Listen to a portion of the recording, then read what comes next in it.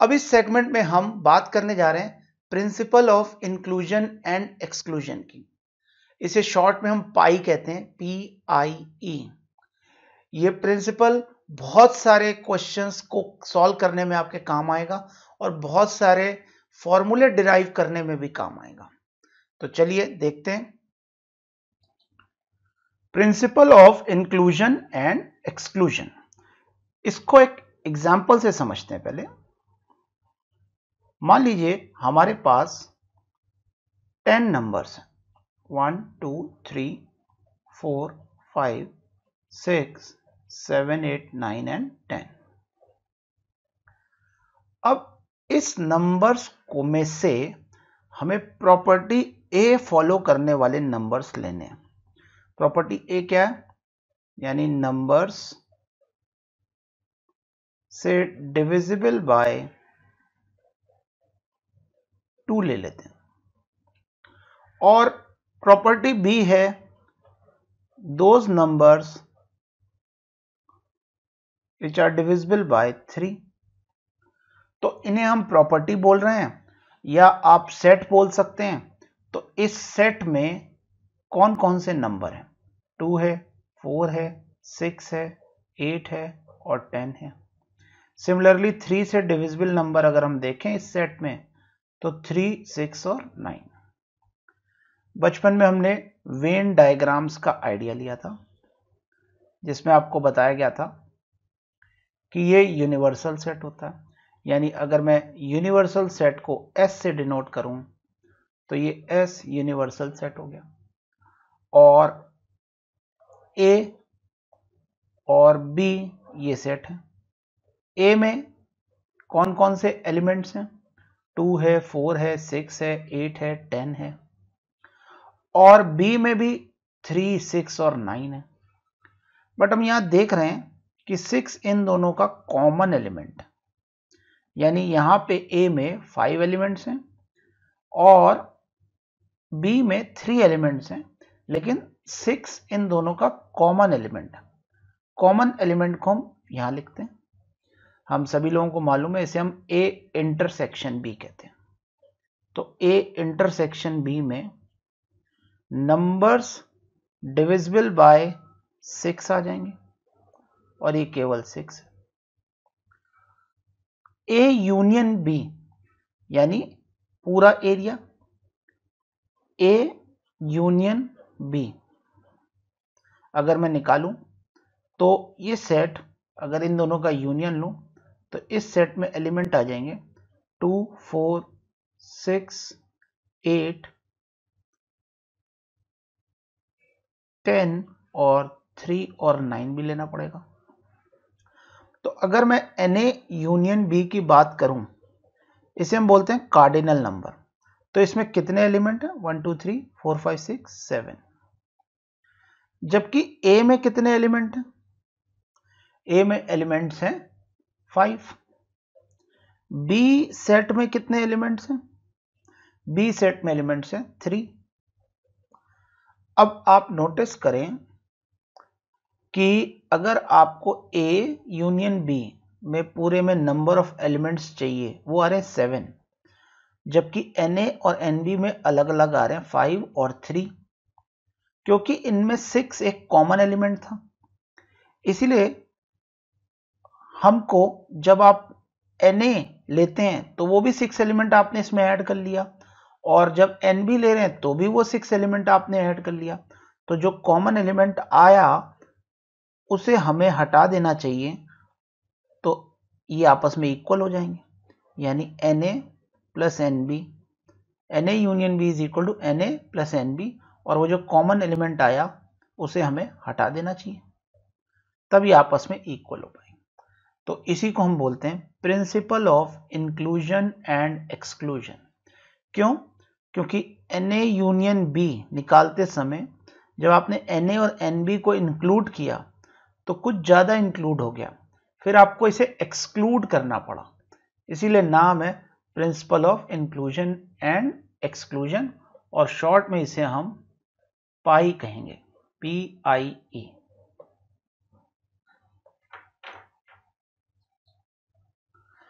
तो पाई का स्टेटमेंट है Na union B is equal to Na plus N B minus Na intersection B, जिसको हमने अभी एक एग्जाम्पल से समझा।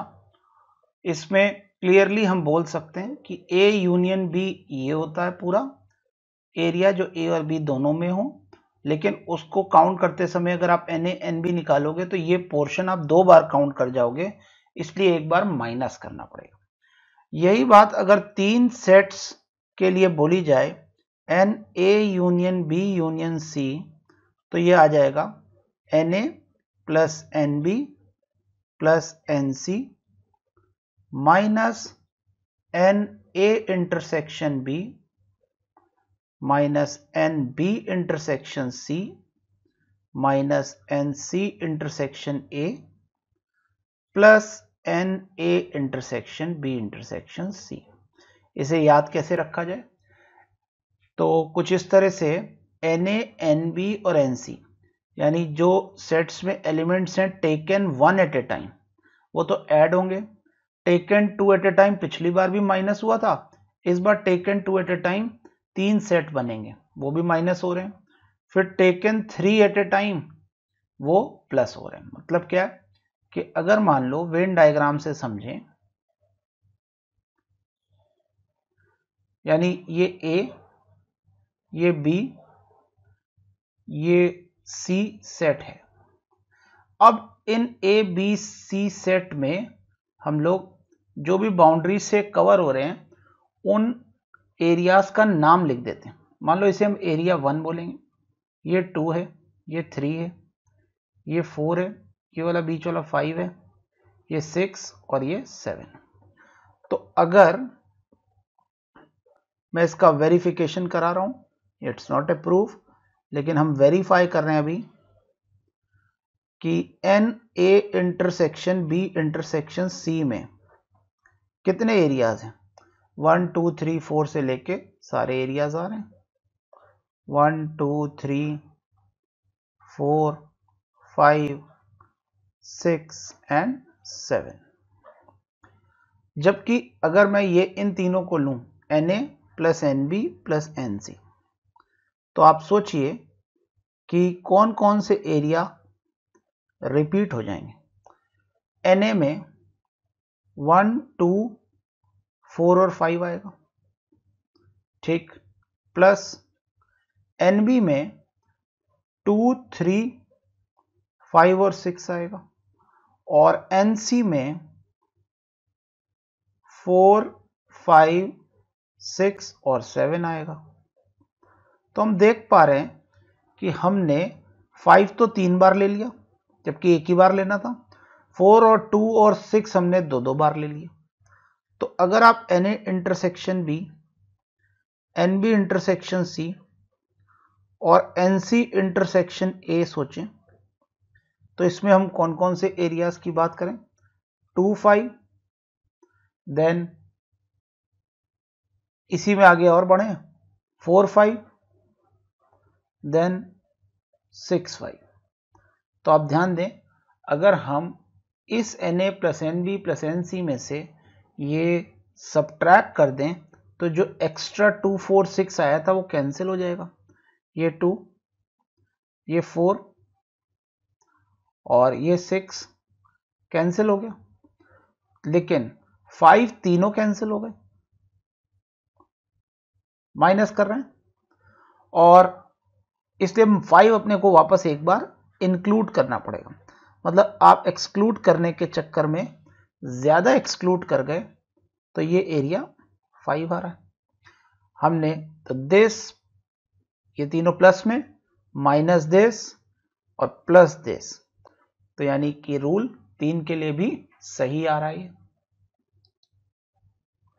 अब इंक्लूजन एक्सक्लूजन प्रिंसिपल को n सेट्स के लिए देखते हैं।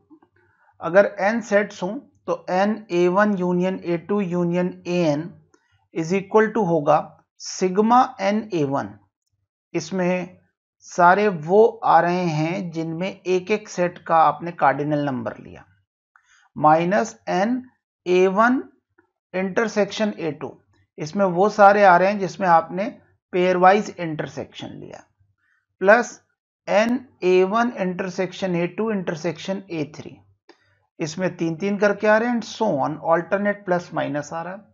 जब आप इवन लेते हैं यानी दो एक साथ लेते हैं तो माइनस लेना है, जब 3 ले रहे हैं तो प्लस लेना है, यानी इवन नंबर पे माइनस और ऑड नंबर पे प्लस, इसलिए यहां एंड होगा प्लस -1 की पावर n-1। जरा n की वैल्यू 2 रखो तो ये माइनस बचेगा, 3 रखो तो ये प्लस बचेगा, यानी -1 की पावर n-1 वो फैक्टर है जो इसको मैनेज करेगा। और ये inclusion exclusion principal for n sets हो गया। इंक्लूजन एक्सक्लूजन के क्वेश्चंस करने से पहले ये दो नोट समझ लें। फर्स्ट है कि number of integers from 1 to n which are divisible by m can be found by n by m, और ये है ग्रेटेस्ट इंटीजर फंक्शन। मतलब क्या इसका देखते हैं। जैसे मान लीजिए आपके पास 1 से लेकर के 317 तक के नंबर्स हैं, नेचुरल नंबर्स, और आपको बताना है इसमें कितने 5 से डिविजिबल होंगे। नंबर्स डिविजिबल बाय 5,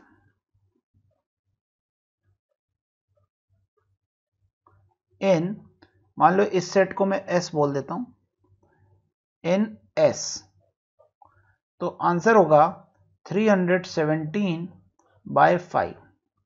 भाई बहुत ही क्लियर है, every fifth number is divisible by 5।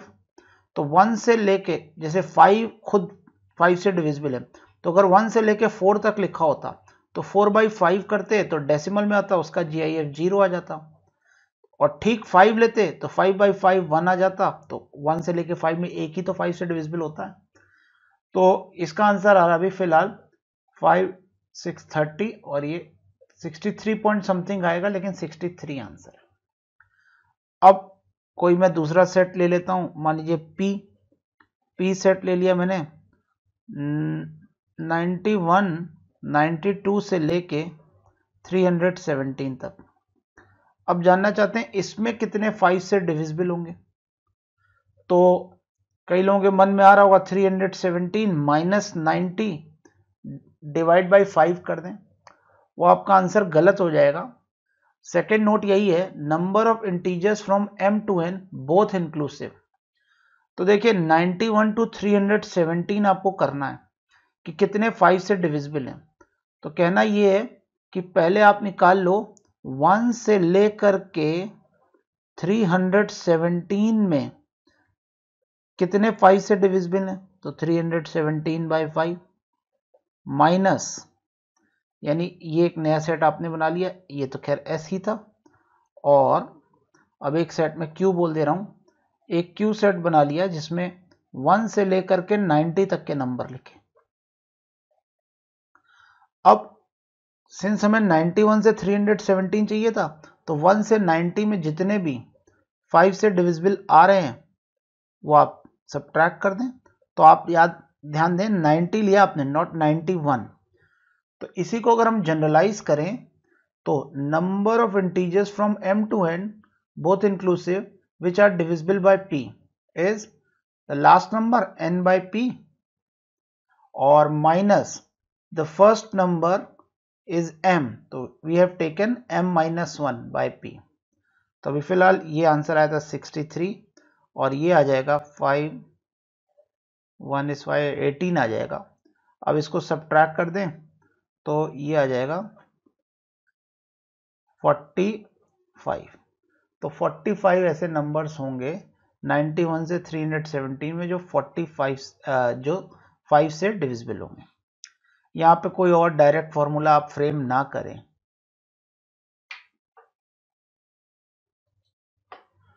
अब प्रिंसिपल ऑफ इंक्लूजन एक्सक्लूजन का फर्स्ट क्वेश्चन लेते हैं। लिखा है find the number of integers in the set 1 to 1000 which are divisible by 3 और 5, यानी बीच में लिखा है और मीन्स होता है यूनियन। तो प्रॉपर्टी ए हम मान के चलते हैं, number in this set is divisible by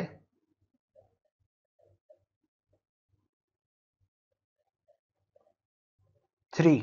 और अभी अभी आप पढ़ के आए हैं कि अगर 1 से लेके 1000 तक के नंबर्स को में से कितने 3 से डिविजिबल हैं ये निकालना है, तो 1000/3 का GIF लेना होगा। तो 333 इज द आंसर। बी जो प्रॉपर्टी ली हमने, यानी सेट लिया, नंबर इज डिविजिबल बाय 5 लेना, तो यानी बी आ जाएगा, एन बी आ जाएगा 1000/5, दैट मीन्स 200। ठीक इसी तरह से अगर मैं ए इंटरसेक्शन बी प्रॉपर्टी की बात करूं, यानी दोनों बातें पूरी हों, तो यह आ जाएगा नंबर इज डिविजिबल बाय 15, और 15 से डिविजिबल नंबर कितने होंगे ये पता करना है, तो 1000 को 15 से डिवाइड कर दो, डेसिमल में आएगा, GIF ले लो, तो 15 इंटू 6 90, फिर 66.66, उसका GIF आ जाएगा 66। अब इंक्लूजन एक्सक्लूजन प्रिंसिपल निकालते हैं, क्योंकि ए यूनियन बी का मतलब समझ लें आप अच्छे से। ए यूनियन बी का मतलब यही होता है कि numbers which are either divisible by 3 और 5, नंबर्स डिविजिबल बाय 3 और 5, यानी जहां और लगा होता है वहां हम यूनियन लेते हैं, और जहां एंड लगा होता है वहां हम इंटरसेक्शन लेते हैं। इसीलिए मैंने इसको क्लब करके लिख दिया। कोई चीज 3 से भी डिविजिबल है एंड 5 से भी डिविजिबल है तो 15 से डिविजिबल होगी।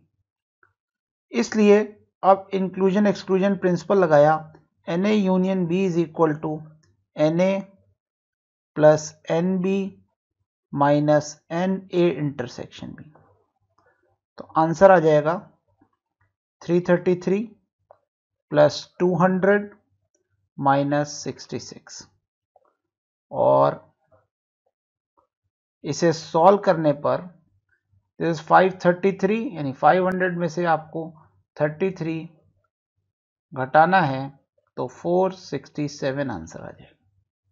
ये तो काउंट आया, अभी हमें ऐसे नंबर्स का सम भी निकालना है, तो समेशन में भी यही रूल लग जाएगा। यानी ऐसे बोल सकते हैं, अगर रिक्वायर्ड सम जो चाहिए वो इक्वल होगा, पहले ए प्रॉपर्टी को फुलफिल करने वाले सारे नंबर्स लिख देते हैं। तो 3 से डिविजिबल होंगे 3 प्लस 6 प्लस 9, ये एपी का समेशन आ रहा है, और कहां तक जाएगा 999 तक, प्लस ए में आने वाले सारे एलिमेंट्स, बी में आने वाले सारे element 5 plus 10 plus up to where 1000। लेकिन इनमें बहुत सारे कॉमन भी होंगे, जैसे 15 है पहला कॉमन टर्म, तो वो माइनस हो जाएंगे। 15 से डिविजिबल सारे टर्म 15, 30, और अगर हम लास्ट वाले की बात करें तो 990 आ जाएगा, जो कि 15 से डिविजिबल होगा। अब इनको सॉल्व करते हैं।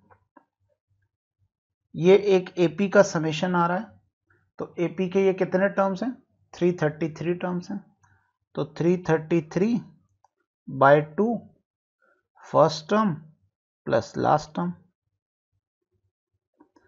प्लस 5 और 1000, 5 से 1000 तक ये कितने टर्म है 200, तो 200/2 और 5 first term plus last term, minus, और सिमिलरली ये 66 टर्म्स हैं, तो 66/2 और ये 15 प्लस 990, इसको सॉल्व कर लें तो रिक्वायर्ड सम आ जाएगा।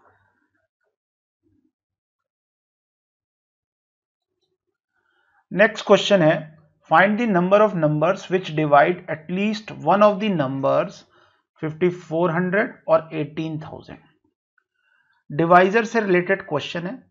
5400 का prime decomposition 2 cube 3 cube into 5 square होता है, जबकि 18000 का 2 raised to power 4 3 square 5 cube होता है। अगर इनका जीसीडी लें, ग्रेटेस्ट कॉमन डिवाइजर, तो इन दोनों नंबर का जीसीडी आएगा 2 क्यूब 3 स्क्वायर 5 स्क्वायर। अब अगर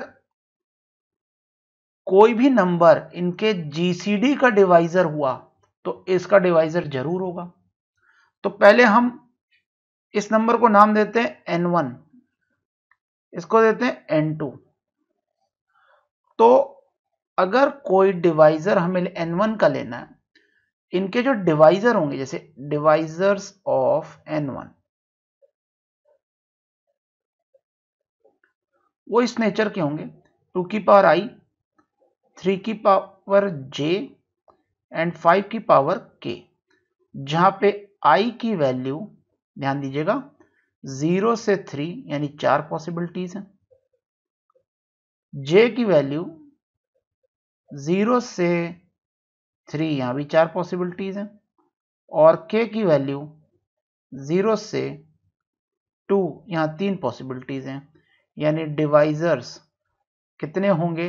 डिवाइजर्स ऑफ n1 बोलना चाहिए, number of divisors of n1 वो होंगे 4 multiplied by 4 multiplied by 3, that means 48 divisors. अब number of divisors of n2 check करते हैं। n2 भी इसी टाइप के डिवाइजर्स होल्ड करेगा, लेकिन उसमें i की जो वैल्यू है वो 0 से 4, जबकि j 0 से 2 और k 0 से 3 होगी। तो i की पॉसिबिलिटी 0 से 4 यानी 5 तरह की, j 0 से 2 यानी 3 एंड देन k 0 से 3 यानी 4। तो ये 60 डिवाइजर्स इसके पॉसिबल होंगे। इसे अगर मैं इसके डिवाइजर होना, ये अगर प्रॉपर्टी A है, इसे मैं प्रॉपर्टी A बोल दूं, इसे मैं प्रॉपर्टी B बोल दूं, तो A इंटरसेक्शन B यानी प्रॉपर्टी A इंटरसेक्शन B क्या होगी? प्रॉपर्टी A इंटरसेक्शन B यानी जो n1 का भी डिवाइजर हो एंड n2 का भी डिवाइजर हो, यानी उनके जीसीडी का डिवाइजर हो। तो अब इनके जीसीडी का डिवाइजर भी इसी नेचर का होगा।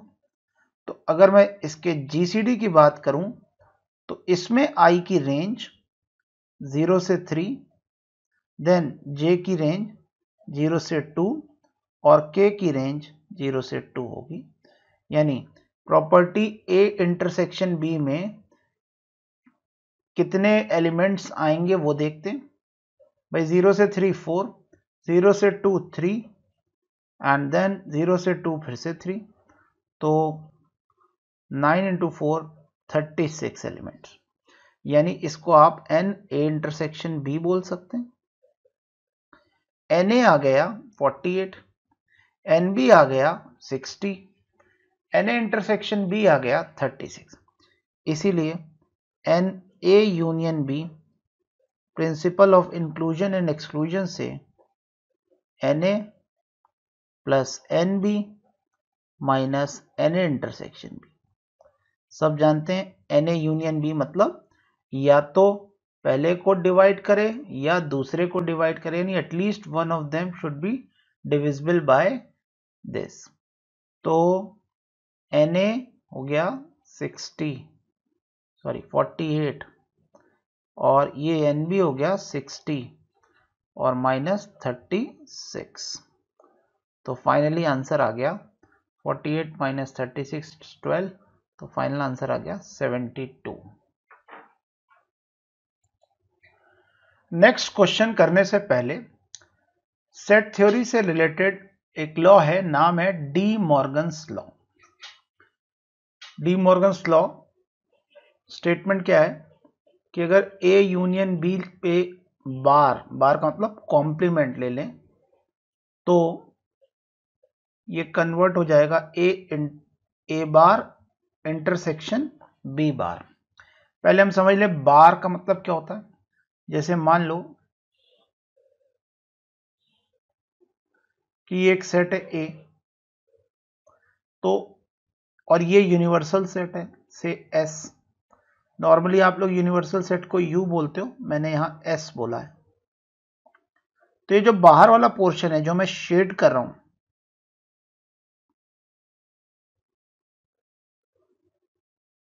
ये कहलाएगा ए कॉम्प्लीमेंट। यानी ए को छोड़ दें और बाहर वाला जो पोर्शन लें उसे हम ए कॉम्प्लीमेंट कहेंगे और उसे हम ए बार से रिप्रेजेंट करते हैं। तो डी मॉर्गन्स लॉ है कि ए यूनियन बी पे पूरे पे बार लगाएं तो बार डिस्ट्रीब्यूट हो जाएगा और यूनियन विल बिकम इंटरसेक्शन। इसको हम वेन डायग्राम से प्रूफ कर सकते हैं। ध्यान दीजिएगा, मान लें ये ए है, ये बी है, तो ए यूनियन बी ये पूरा होगा अंदर शेडिंग, लेकिन उसका कॉम्प्लीमेंट लेना है तो ए यूनियन बी का बार। क्या आप समझ सकते हैं कि ये वाला पोर्शन आएगा? अगर लेफ्ट हैंड साइड और right hand side same portion आ गया तो प्रूफ हो जाएगा यूजिंग वेन डायग्राम कि ये बात सही है। ऐसे ही इसमें अगर हम बात करें ए बार यानी ए के बाहर, बी बार यानी बी के भी बाहर, दोनों के बाहर का कॉमन पोर्शन। सोचिए, पहले आप चाहो तो ए के बाहर ऐसे बना लें,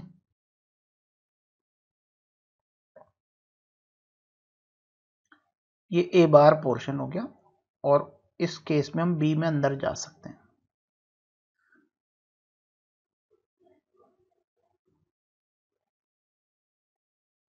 राइट, ये ए बार हो गया।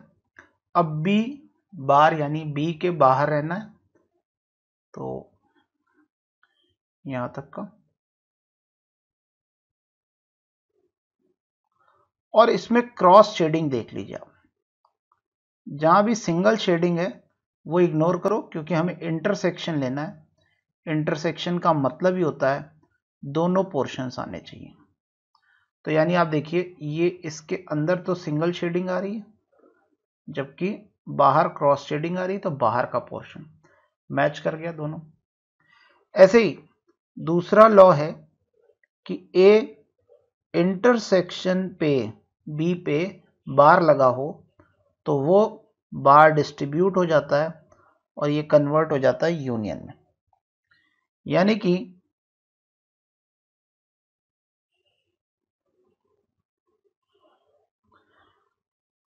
ए इंटरसेक्शन बी, आप सोचें ए इंटरसेक्शन बी ये अंदर वाला पोर्शन होता है लेकिन उसका बार यानी ये बाहर वाला पोर्शन हमें लेना होगा। केवल ए इंटरसेक्शन बी छोड़ दें, कॉमन पोर्शन उसके अलावा पूरा ले लें।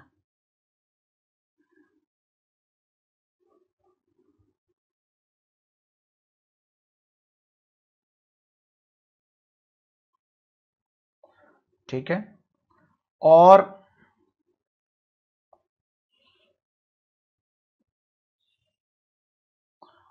ए बार यूनियन बी बार मतलब ए के बाहर का portion,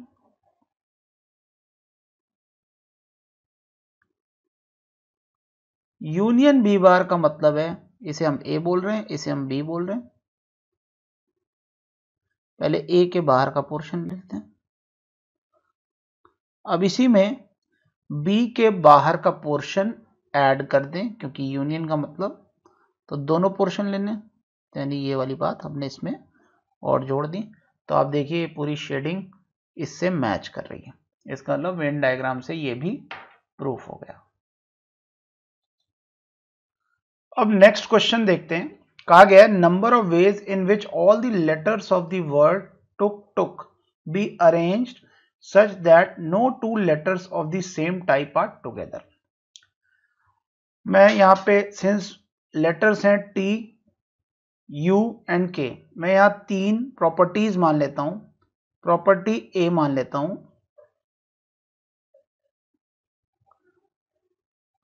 both tease are together. यानी वो सारे वर्ड्स जिसमें दोनों टी साथ में आए, वो प्रॉपर्टी ए हो गई। प्रॉपर्टी बी हो गई बोथ यूज आर टुगेदर, यानी वो नंबर ऑफ वर्ड्स इस सेट में कंटेन करेंगे जिनमें यू साथ में आए। और तीसरा obviously both case are together. But हम जानते हैं कि हमें ये नहीं चाहिए, यानी हमें क्या बात करनी है, हमें बात करनी है ए बार। ए हमें नहीं चाहिए property. Intersection B bar intersection C bar. बिल्कुल सही बात है। अब डी मॉर्गन्स लॉ हमने पढ़े, 2 में तो काम करते हैं, तो मैं बता रहा हूं 3 में भी काम करते हैं। इसको भी आप वेन डायग्राम से प्रूफ करने की कोशिश करिएगा। तो जब काम करते हैं तो इसका मतलब हम लिख सकते हैं कि A union B union C का होल बार।